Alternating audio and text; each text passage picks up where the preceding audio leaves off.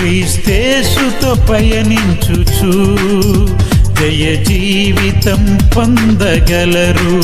జీవము గల దేవుని మహోన్నతమైన నామానికి వందనాలు. మీ అందరికీ నూతన సంవత్సర శుభాకాంక్షలు.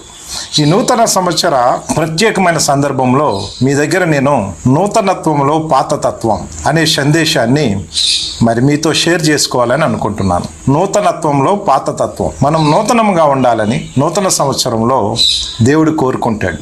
కానీ మనము మన పాత తత్వాన్ని మనతో పాటు తీసుకుని వెళ్తాం. ఆ పాత తత్వమే మన కొంప ముంచుతుంది, నూతనమైన ఆశీర్వాదాలకి అడ్డుగా తగులుతుంది. ప్రియ సహోదరి సహోదరుడా, రాబోయే సంవత్సరానికి లేదా నువ్వు ఎదుర్కొన్న ఈ సంవత్సరానికి, ఈ నూతన సంవత్సరంకి ఎన్నో ఆశలతో ఉండొచ్చు. దేవుడు నీ జీవితంలో చేయబోయే గొప్ప కార్యముల ఎడల నువ్వు ఎంతో గొప్ప ప్రణాళికలు కలిగి ఉండొచ్చు.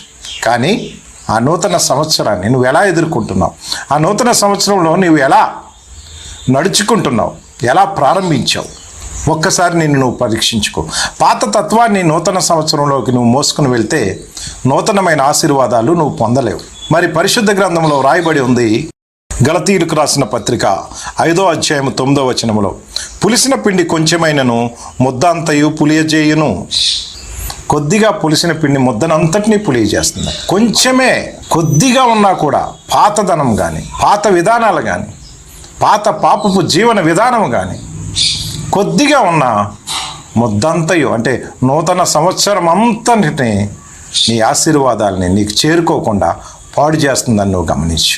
కొద్దిగా చాలు, కొద్దిగానే కదా అనుకుంటాం. పడవలో ప్రయాణం చేస్తున్నవారు పడవకి చిన్న కన్నమైతే చిన్నదే కదా అని ప్రయాణాన్ని కొనసాగిస్తే అవతలి ఒడ్డుకి చేరుకోకుండానే మునిగిపోయారట. కొంచెమైనను అది ప్రమాదకరమే. కొంచెము పాపాన్ని కూడా నువ్వు క్రొత్త సంవత్సరంలోనికి తీసుకుని వెళ్ళావంటే అది మొత్తము నీ ప్రణాళికని, నీ ఎడల దేవుని ప్రణాళికని మరి అది పాడు చేసే ప్రమాదం ఉందని నీ దగ్గర నేను మనవి చేసుకుంటున్నాను. కొంచెమే కదా అని నువ్వు, చిన్నదే కదా, ఈ చిన్న తప్పుతోనే నేను కొత్త సంవత్సరంలోనికి వెళ్తున్నాను అని నువ్వు అనుకుంటే కొత్త సంవత్సర నూతన ప్రణాళికలన్నిటినీ అది పాడు చేస్తుందని నీ దగ్గర మనవి చేసుకుంటున్నాను. అనని అని ఒక మనుష్యుడు ఉన్నాడట. పొలాన్ని అమ్మాడట. పొలాన్ని అమ్మి ఒక పిచ్చి పని చేశాడు. ఆ పిచ్చి పనే జీవము గల దేవునికి ఉగ్రతకి కారణమైంది. కొద్దిగానే అనుకున్నాడు, అంత ఇచ్చా నీ కొద్దిగానే కదా అనుకున్నాడు. ఆ కొద్ది మొత్తమే, ఆ కొంత మట్టుకే కొంప ముంచింది. నీ కొంత పాపమే, కొద్ది పాపమే కొంప ముంచుతుందేమో ఒక్కసారి నువ్వు గమనించు. అపోస్తుల కార్యములు 5వ అధ్యాయము 3వ వచనము, అప్పుడు పేతురు, అననీయ, నీ భూమి వెలలో కొంత దాచుకుని పరిశుద్ధాత్మను మోసపుచ్చుటకు సాతాను ఎందుకు నీ హృదయమును ప్రేరేపించెను? ఎంత దాచుకున్నాడు? అంతా దాచుకున్నాడా? లేదు, కొంత దాచుకుని, కొంత మాత్రమే దాచుకున్నాడట. సాతాను ప్రేరేపించింది. ఆ కొంత ఎంత కొంప ముంచిందంటే ప్రాణాన్నే తీసింది.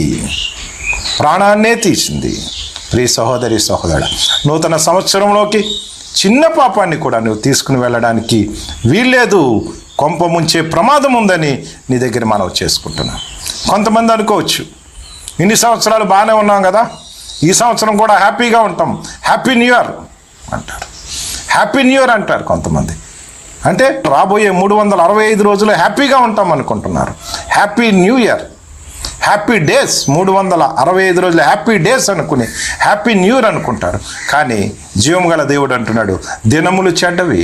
నువ్వు 365 రోజులు హ్యాపీ డేస్ అని నువ్వు అనుకుంటుంటే జీవము గల దేవుడు దినములు చెడ్డవి అని సెలవిస్తున్నాడు. దినములు చెడ్డవి, చెడ్డ దినాల్లో నువ్వు ఉన్నావు, దినములు చెడ్డవి, జాగ్రత్త అనుకుంటున్నాడు. అంజూరపు చెట్టు గురించి ఏమన్నాడండి అక్కడ? ఎంత దారుణమైన విషయం, ఎంత బాధాకరమైన విషయమో ఒకసారి ఆలోచించండి. చూడండి ఆ సందర్భాన్ని. ఈ రాబోయే సంవత్సరంలో నీకు ప్రమాదం పొంచి ఉందేమో నువ్వు గమనించడానికి నీకు ఒక సందర్భాన్ని చెప్తున్నాను, జాగ్రత్తగా గమనించు. లూకా శుభవార్త 13వ అధ్యాయం 7వ వచనము, గనుక అతడు, ఇదిగో 3 ఏండ్ల నుండి నేను ఈ అంజూరపు చెట్టున పండ్లు వెతకవచ్చుచున్నాను గాని ఏమీ దొరకలేదు. దీనిని నరికివేయము, దీని వలన ఈ భూమి ఎలా వ్యర్థమైపోవలెనని ద్రాక్ష తోటమాలితో చెప్పెను. 3 సంవత్సరాల నుంచి చూస్తున్నాడట. 3 సంవత్సరాల నుంచి ఫలాలు ఎదుగుతున్నాడు. ఫలాన్ని ఎదుగుతున్నాడు కానీ ఫలము కనిపించట్లేదు. ఇంకెందుకు ఈ భూమి వ్యర్థమైపోవాలి, దీని గురించి నరికివేయమని చెప్పాడట తోటమాలితో. భూమి వ్యర్థమైపోతుందని నీ యొక్క జీవన విధానాన్ని ముగించడానికి ఆయన ప్రణాళికలు వేస్తున్నాడేమో. రాబోయే సంవత్సరం నువ్వు హ్యాపీ న్యూ ఇయర్ అనుకుంటున్నావు, హ్యాపీ డేస్ అనుకుంటున్నావు. ఆయన ప్రణాళిక ఎలా ఉందో ఒకసారి గమనించు. నీ ఆలోచన ఎలా ఉందో, ఆయన ఆలోచన ఎలా ఉందో. నా ఆలోచనలు మీ ఆలోచనలు వంటివి కావు అంటున్నాడు ఆయన.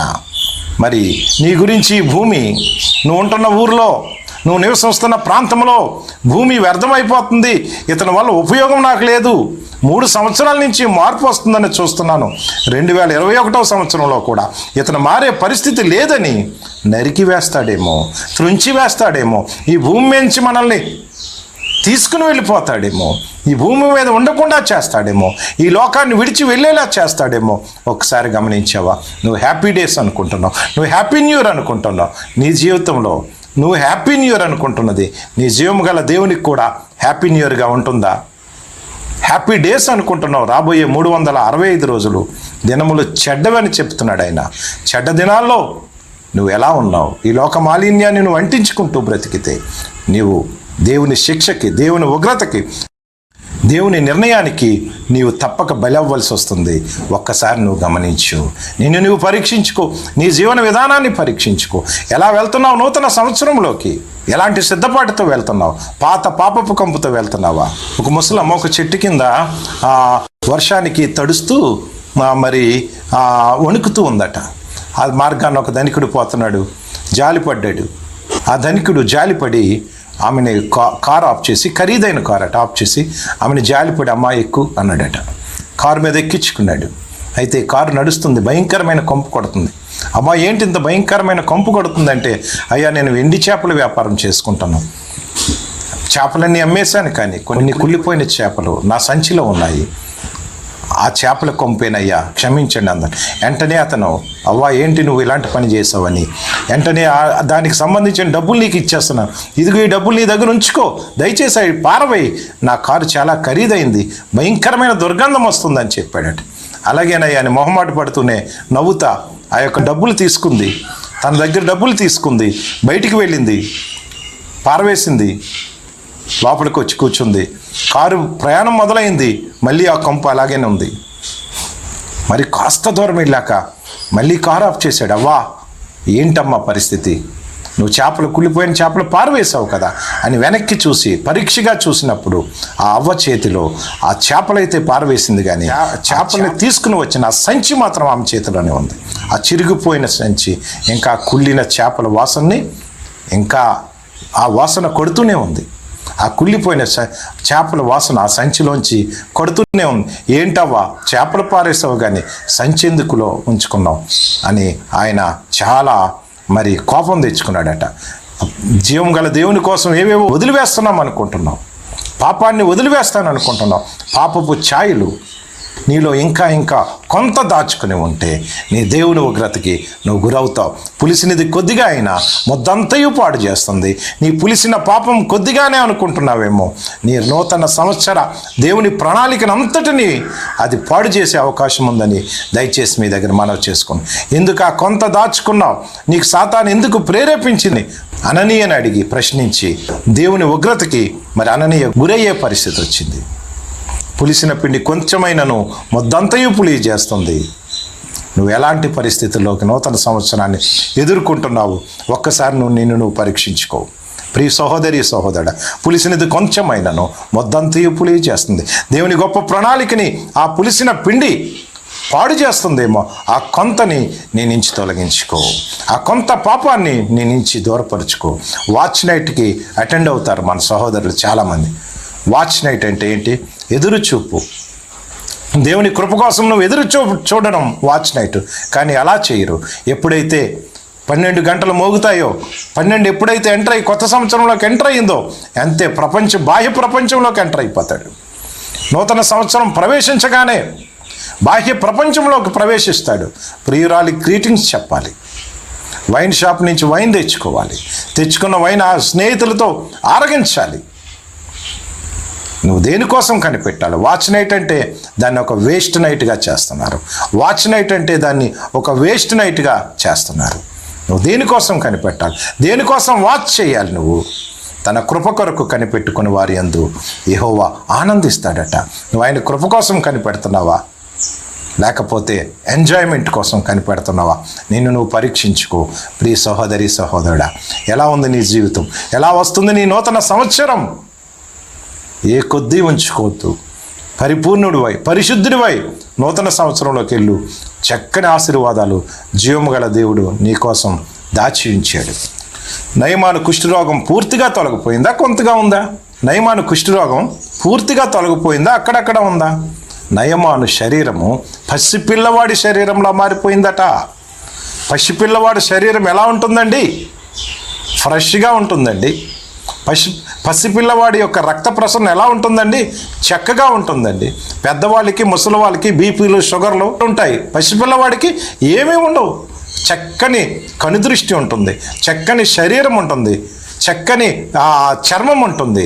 నయమాను శరీరము పసిపిల్లవాడి శరీరంలో అయిందట. ఎందుకు? ఎన్నిసార్లు మునిగాడు?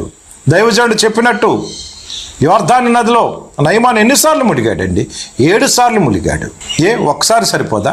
2 సార్లు సరిపోదా? 3 సార్లు సరిపోదా? 7 సార్లు ఎందుకు? నీలో ఉన్న మాలిన్యం అంతా పూర్తిగా తొలగింపబడాలి.